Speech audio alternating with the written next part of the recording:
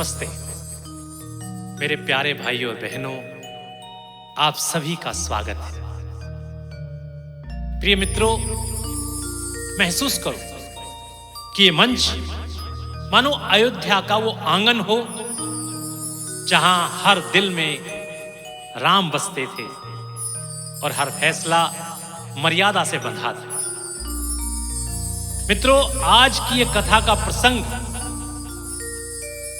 उस मांग से संबंधित है जो कैकेयी ने मांगी, जिसने न सिर्फ अयोध्या बल्कि पूरी रामायण को बदल दिया। उस रामायण को जिसमें राम का गुणगान था। हम भी आरंभ गुणगान से करते हैं। मेरे प्रभु राम जय जय राम, अवधपति राम जय जय राम। मेरे प्रभु राम जय जय राम, अवधपति राम जय जय राम। मेरे प्रभु राम जय जय राम, अवधपति राम जय जय राम। मेरे प्रभु राम जय जय राम, अवधपति राम जय जय राम। मंगल भवन अमंगल हारी, प्रभु सो दशरथ अजर बिहारी।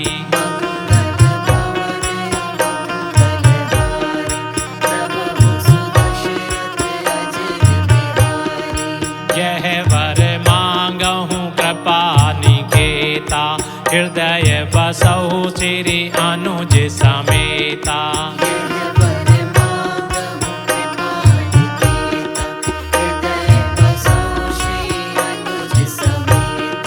कहूँ नाथ कवन गति मोरी, अबहि प्रभु मैं कीन भटोरी।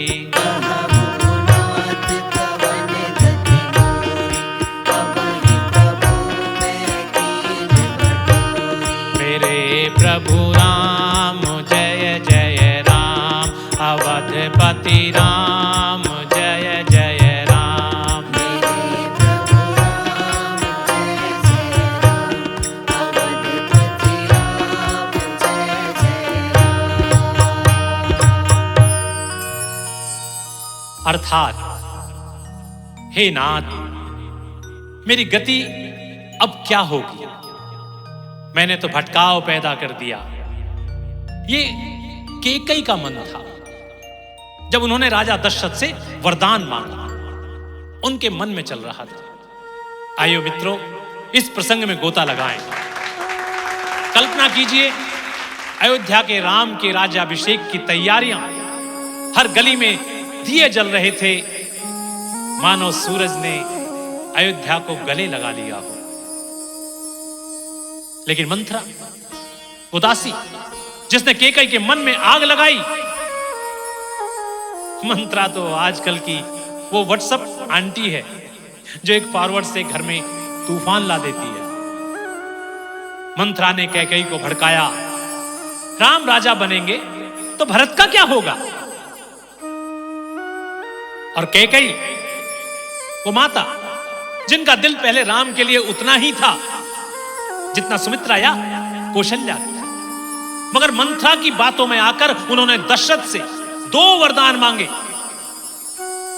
राम का वनवास और दूसरे में भरत का राज तिलक। सोचिए, दशरथ का दिल, वो पिता जिनके लिए राम प्राणों से प्यारे थे, वरदान मांगते वक्त कैकेयी का मन भी कांप रहा था। लेकिन वो मांग लिया गया। राम ने सुना, वो बिना एक शब्द कहे वनवास उन्होंने स्वीकार कर लिया। सीता और लक्ष्मण साथ चले। अरे आजकल तो लोग एक स्टोरी डिलीट करने से पहले 100 बार सोचते हैं, और राम ने राजपाट छोड़ दिया और वो भी बिना ट्वीट किए।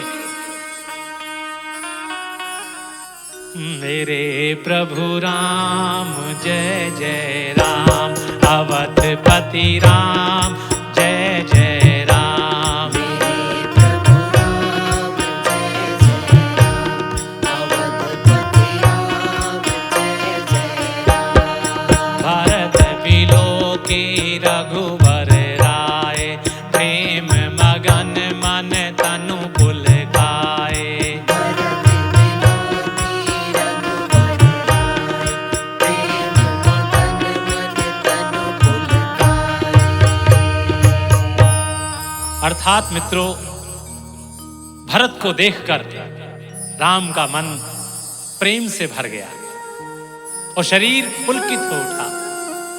ये उस पल की बात है जब भरत वन में राम से मिलने आए, लेकिन उससे पहले अयोध्या में क्या हुआ? भरत को जब मां की करतूत पता चली तो वो क्रोधित हुए। सोचिए, एक बेटा अपनी मां पर गुस्सा, वो क्रोधित तो हुए, मगर राम से मिलने चित्रकूट गए और खड़ाऊं मांगकर अयोध्या लौटे।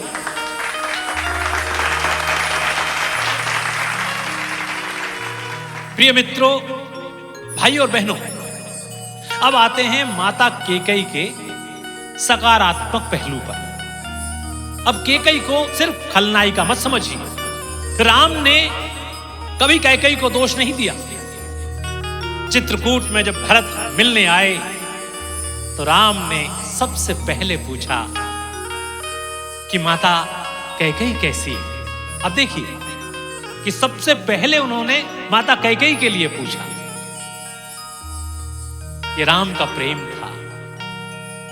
रावण वध के बाद अयोध्या लौटने पर राम ने सबसे पहले कैकेयी माता की सुध ली। क्यों?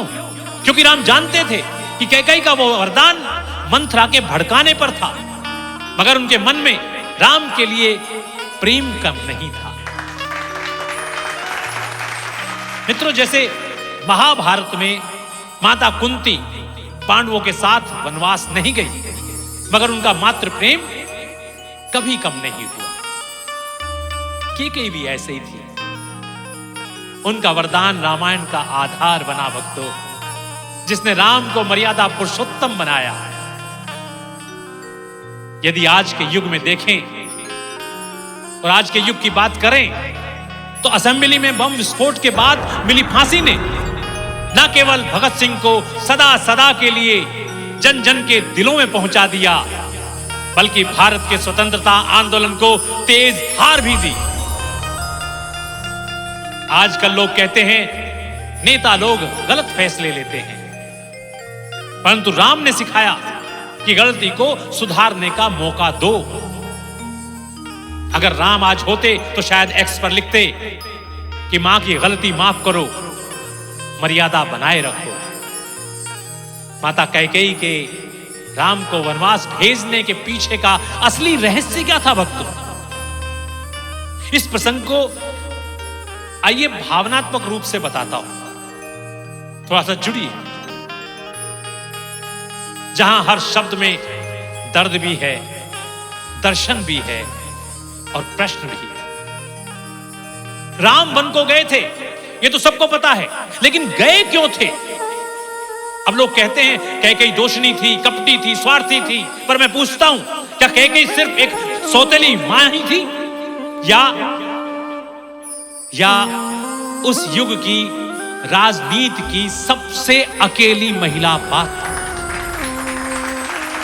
एक रानी जिसने कभी राम को अपनी गोद में खिलाया था, जो युद्ध भूमि में दशरथ के प्राण बचाकर आई थी, वो अचानक इतनी क्रूर कैसे हो गई? कैसे हो सकती है वो इतनी क्रूर? सुनिए, ये कोई सोप ओपेरा नहीं था जहां सास बोले कि हे भगवान, बहू ने मेरे बेटे का खाना जला दिया, बल्कि ये त्रेता युग की कथा थी और इसके पात्र देवताओं से कम नहीं थे।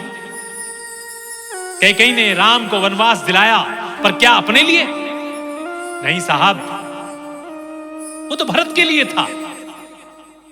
भरत, अरे वही भरत जो राम के वनवास पर अयोध्या के तख्त को ठोकर मार आया था, खड़ाऊ ले आया था, और राजमहल में नहीं, राम के खड़ाऊ के आगे राज किया था। और जिस मां ने ऐसे पुत्र को जन्मा, वो स्वार्थी कैसे हो सकती है भला? सच तो ये है मित्रों कि कैकेयी ने जो किया वो एक राजमाता की चाल थी। वो जानती थी कि राम अगर सीधे राजगद्दी पर बैठेंगे तो लोग उन्हें भगवान नहीं, बस एक और राजा समझेंगे, एक और राजा मानेंगे। उसने राम को वनवास नहीं दिलाया, उसने उन्हें अवतारत्व की अग्नि में झोंका। क्या कोई मां अपने सबसे प्रिय बेटे को वन में भेज सकती है? भेज सकती है क्या? नहीं साहब। लेकिन अगर उसे पता हो कि यही बेटा आगे चलकर रावण का अंत करेगा, धर्म की पुनर्स्थापना करेगा और भगवान कहलाएगा,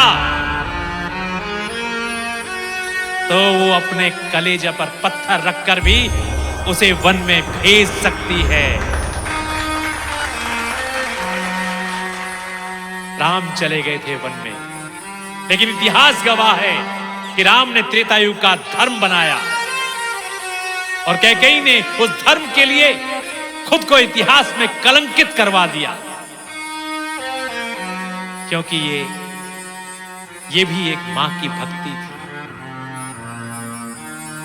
जो समझ में नहीं आती पर इतिहास बन जाती है। तो दोष किसका?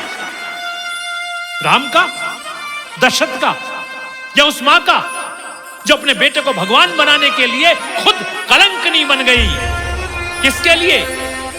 उनके लिए, उनके लिए जो हैं आपके राम, मेरे राम, सदा हमारे सबके राम। मेरे प्रिय मित्रों, भाइयों और बहनों, एक और तरीके से समझाने की कोशिश करते हैं, क्योंकि प्रसंग बड़ा ही गूढ़ है, सरल नहीं है इसे समझना। माता कैकेयी के राम को वनवास भेजने के पीछे असली रहस्य क्या रावण का बढ़ता प्रभाव था? क्या कैकेयी जैसी कुशल कूटनीतिज्ञ रानी के वरदान के पीछे केवल अपने बेटे को राजा बनाना ही था, या कुछ और था? प्रिय मित्रों, यह कथा सिर्फ वनवास तक ही सीमित नहीं है। यह कथा उस चाल की है जो शतरंज की बिसात से नहीं, अयोध्या की रानियों के हृदय से चली गई थी। राम बन गए थे, पर बन जाना उनका उद्देश्य नहीं था। वो तो केवल एक माध्यम भर था, माध्यम था रावण के उस बढ़ते हुए प्रभाव का अंत करने का, जो लंका में नहीं बल्कि धीरे धीरे मनुष्यता के मन में बसने लगा था। लोग कहते हैं कैकेयी लालची थी, पर मैं पूछता हूं, क्या जो रानी युद्ध भूमि में राजा की रक्षा करती है वो गहनों के लिए वरदान मांगेगी? नहीं साहब, नहीं। कैकेयी कोई साधारण स्त्री नहीं थी, वो उस काल के राजनीति की चाणक्यनी थी, जिसने समय की नब्ज पढ़ ली थी। रावण केवल राक्षस नहीं था, वो बुद्धि का अभिमान था, वो बल का घमंड था, और सबसे खतरनाक वेदों का विद्रोही बन बैठा था। वो तपस्वियों को खा रहा था, यज्ञों को तोड़ रहा था और देवताओं को चुनौती दे रहा था। क्या आप समझते हैं कि कैकेयी को यह सब नहीं दिखा? क्या वो ये नहीं जानती थी कि भरत राजा बनेगा तो आदर्श नहीं बनेगा? वो जानती थी साहब, और इसीलिए उसने राजनीति नहीं की, उसने रणनीति रची। वरदान दो थे, लेकिन शिकार एक ही था, और वो शिकार था राम। क्योंकि उसे वन भेजना था। और वन भेजना इसलिए नहीं कि गद्दी खाली हो, बल्कि इसलिए कि रावण की गर्दन बिना सिर वाली हो। राम अयोध्या में राजा बनते तो राज करते, लेकिन राम बन गए तो मर्यादा पुरुषोत्तम बन गए। बोलिए जय श्री राम, जय जय श्री राम। दोस्तों, यही है आपके राम, मेरे राम, सदा हम सबके राम। कैकेयी ने राजपाट नहीं छीना, उसने इतिहास की दिशा मोड़ी। क्योंकि अगर राम अयोध्या में रहते तो रावण लंका में राजा रहता, और राम बन गए तो रावण की लीला शुरू हो गई। मां थी वो, हां सौतेली थी, पर युगों की भलाई के लिए उसने अपने राम को खुद से दूर किया। क्योंकि वह जानती थी कि अगर राम राज करेंगे तो केवल एक युग सुधरेगा, लेकिन अगर राम बन जाएंगे तो संपूर्ण सृष्टि मुक्त हो जाएगी। प्रिय मित्रों, भाइयों बहनों, अब मैं वो पंक्ति कहना चाहता हूं, वो कहने जा रहा हूं जो आप सभी श्रोताओं के दिल में उतर जाएगी। इस बात का एहसास आपकी तालियों की गड़गड़ाहट से मुझे होना चाहिए। तो अगली बार जब कैकेयी को दोष दो तो याद रखना, रावण को मारने के लिए राम को वन भेजा गया था, और राम को वन भेजने के लिए कैकेयी ने खुद को युगों तक बदनाम कर लिया।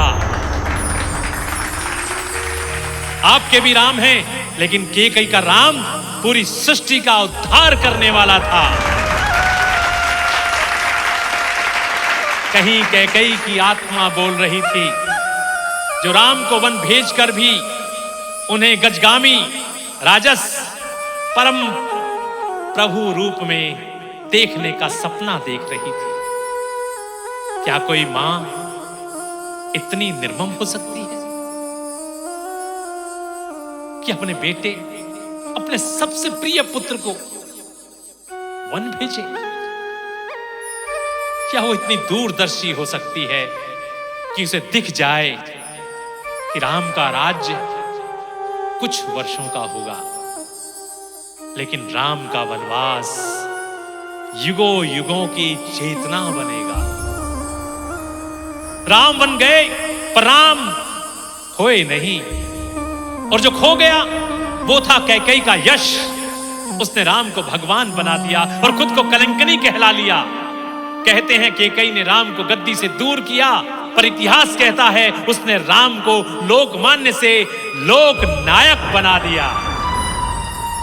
क्योंकि सत्ता तो हर युग में बदलती है मित्रों, लेकिन राम वो हर युग में चलते हैं। वो वन से होते हुए मन तक पहुंचते हैं साहब, और वही हैं आपके राम, मेरे राम, सदा हमारे सबके राम। तो भाइयों और बहनों, ये थी हमारी माता, श्री राम की माता कैकेयी, जिनका निर्णय केवल सांसारिक नहीं बल्कि लौकिक से परे था। माता कैकेयी का राम को वनवास भेजना सिर्फ वरदान, राजनीति या सौतेली मां की ईर्ष्या नहीं थी, बल्कि यह एक दिव्य योजना थी, एक ऐसा नाटक जिसे अगर कोई देख सकता था तो वह केवल एक सच्ची मात्र सत्ता, एक कुशल राजनयज्ञ और युग चिंतक ही देख सकती थी। वे ऐसे परम पुरुषोत्तम पुत्र की मां थी, जो हैं आपके राम, मेरे राम, सदा हमारे सबके राम। जय श्री राम, जय जय श्री राम, जय जय जय श्री राम। मेरे प्रभु राम जय जय राम, अवधपति राम जय जय राम। मेरे प्रभु राम जय जय राम, अवधपति राम जय जय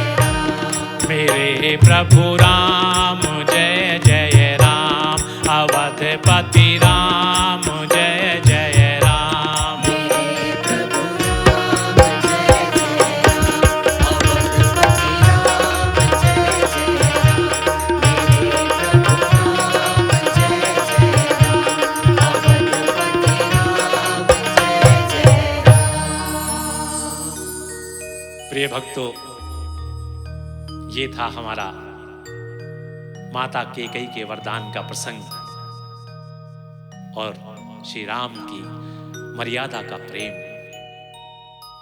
ये प्रसंग यहीं समाप्त होता है भक्तों।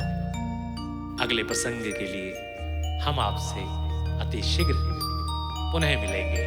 तब तक के लिए मुझे कैलाश पंडित को आज्ञा दीजिए। नमस्कार।